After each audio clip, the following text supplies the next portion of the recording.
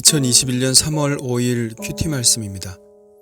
요한복음 9장 24절로 41절입니다.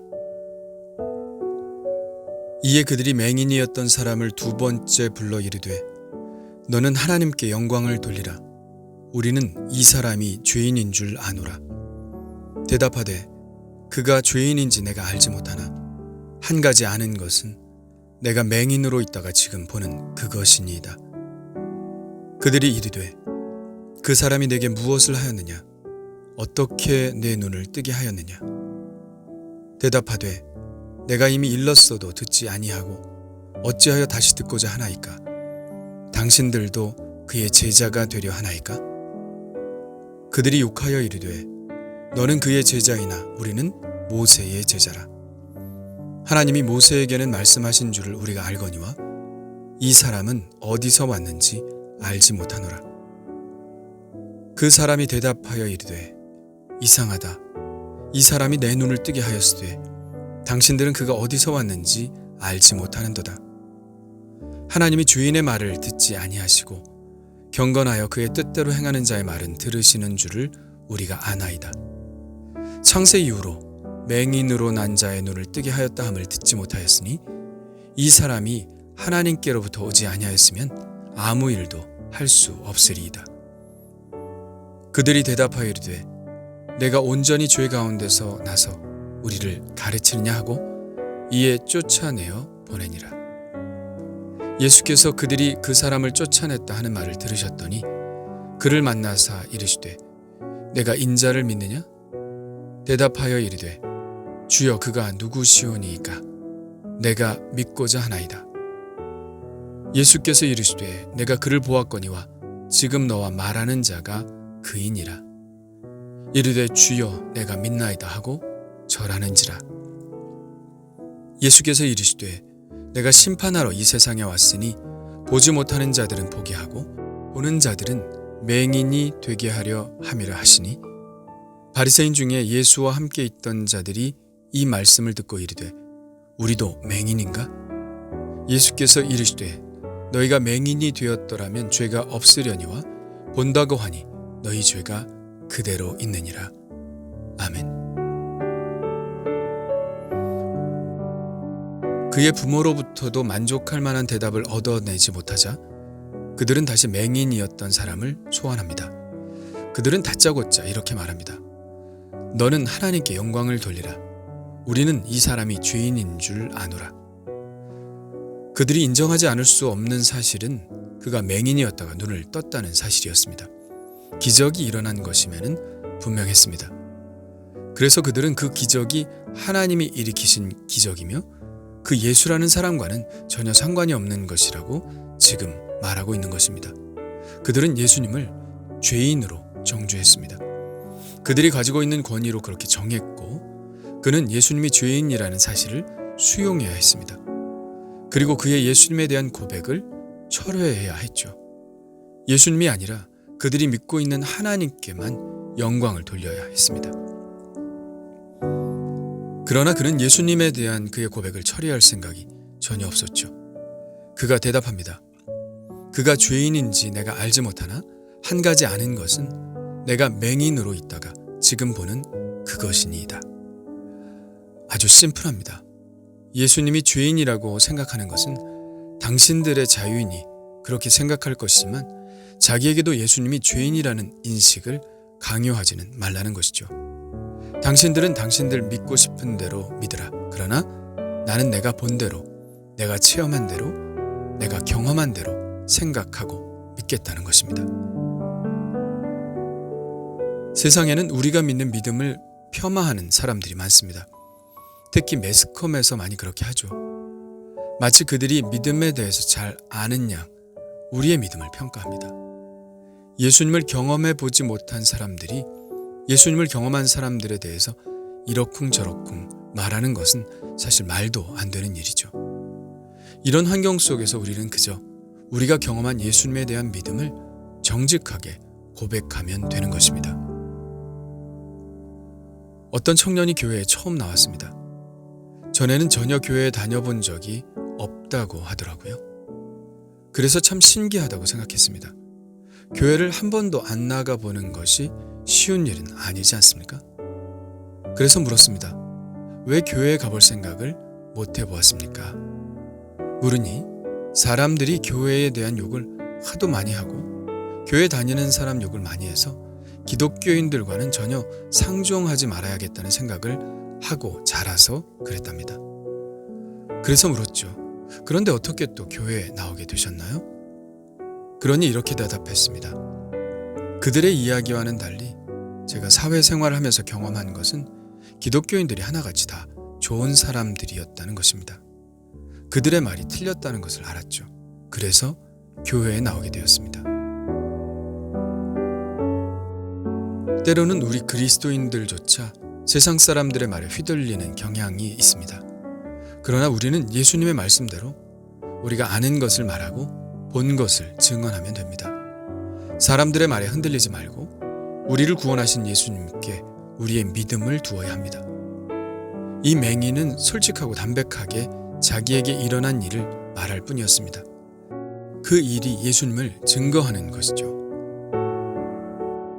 그들의 뜻대로 그가 예수님에 대한 신앙 고백을 철회하지 않자 그들이 다시 묻습니다.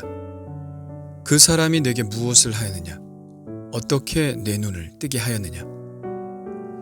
같은 질문을 계속해서 한다는 것은 그의 말에 이전과 다른 진술이 있을 경우 그것을 꼬투리 잡아서 그의 증언을 거짓으로 몰아가기 위해서입니다. 그런 의도를 간파한 듯 맹인되었던 사람은 그 질문에 대답하지 않고 오히려 그들에게 비꼬듯이 이렇게 말하죠. 내가 이미 일렀어도 듣지 아니하고 어찌하여 다시 듣고자 하나이까? 당신들도 그의 제자가 되려 하나이까? 그러자 그들이 흥분해서 그에게 욕하며 말합니다. 너는 그의 제자이나 우리는 모세의 제자라. 하나님이 모세에게는 말씀하신 줄 우리가 알거니와 이 사람은 어디서 왔는지 알지 못하노라.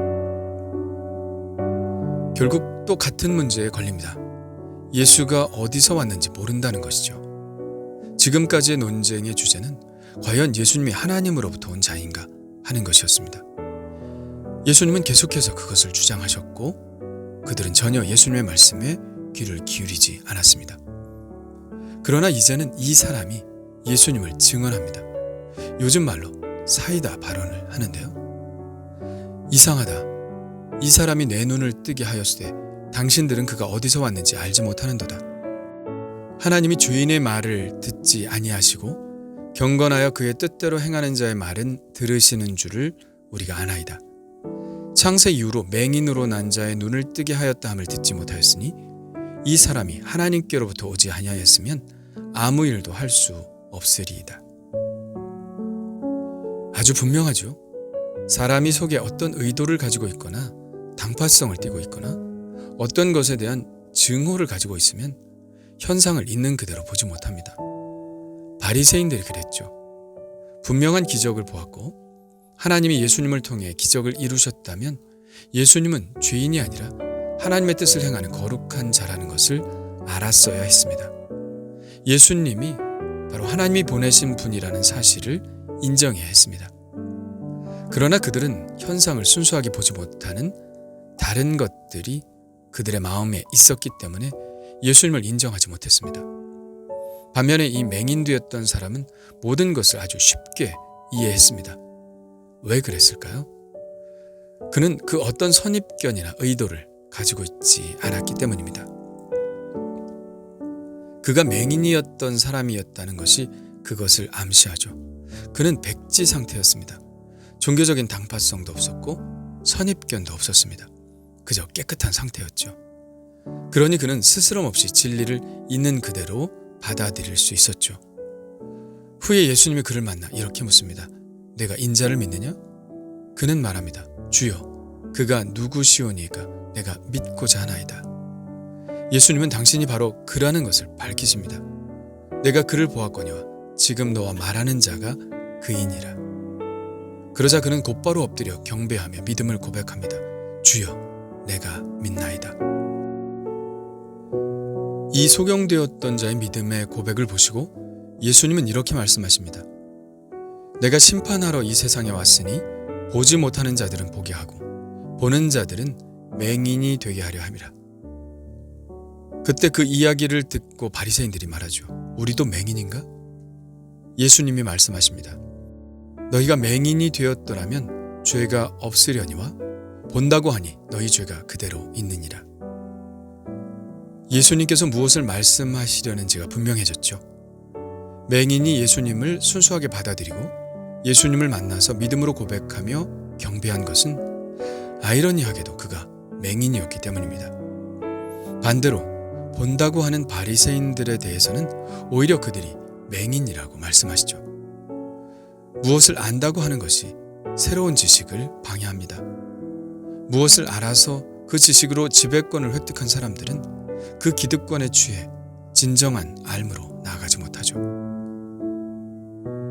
반면에 소경은 보는 것이 없기에, 오늘 말씀의 의미로 보자면 아는 것이 없기에 예수님을 순수하게 받아들일 수 있었던 것입니다. 그러므로 우리가 맹인이라면 볼 것이고 우리가 본다고 하면 맹인이 될 것입니다. 바리새인들은 알량한 지식과 권력 때문에 참으로 보아야 할 것을 보지 못하고 있는 것이죠. 오늘 말씀은 매우 의미심장한 말씀입니다. 새 포도주를 낡은 가죽 부대에 넣지 못하는 것과 같죠. 그 낡은 가죽 부대는 새 포도주를 감당하지 못하고 결국 터져버리고 맙니다.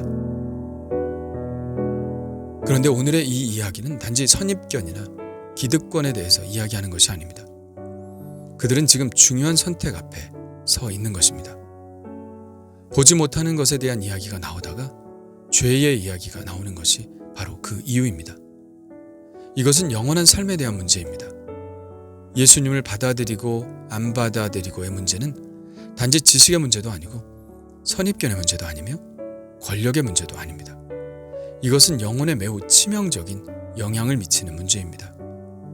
그러니 차라리 맹인처럼 아무것도 모르는 것이 복이 있습니다. 차라리 마음이 가난한 자가 복이 있습니다. 차라리 애통하는 자가 복이 있으며 차라리 의에 줄이고 목마른 자가 복이 있습니다. 차라리 어린아이와 같은 사람들이 복이 있습니다. 왜냐하면 그들은 순수하게 하나님의 나라를 믿고 받아들이기 때문입니다. 지금 우리가 예수님을 순수하게 받아들인다는 것은 순수하게 말씀 앞에 서는 것을 말할 것입니다. 내가 아는 것을 다 내려놓고 순수하게 하나님의 말씀을 볼 때 우리는 지금까지 내가 알았던 것을 넘어서는 하나님의 새로운 깨우침에 도달할 수 있을 것입니다. 그러므로 우리에게는 이런 고백이 필요합니다. 주여, 저는 소경이오니 저의 눈을 뜨게 하시사 주님의 말씀 앞에 꿇어 경배하게 하옵소서. 주님 감사합니다. 때로는 아는 것이 새로운 삶을 방해할 수 있다는 것을 많이 느낍니다. 성경을 볼 때도 그렇습니다. 주여, 차라리 소경이 되기를 원합니다. 아무것도 알지 못하고 아무것도 보지 못한 소경이 되기를 원합니다. 그래서 주님의 자비하신 손길로 저의 어두운 눈에 진흙을 이기사 물과 성령으로 씻어주셔서 저의 눈을 밝혀주시기를 간절히 원합니다.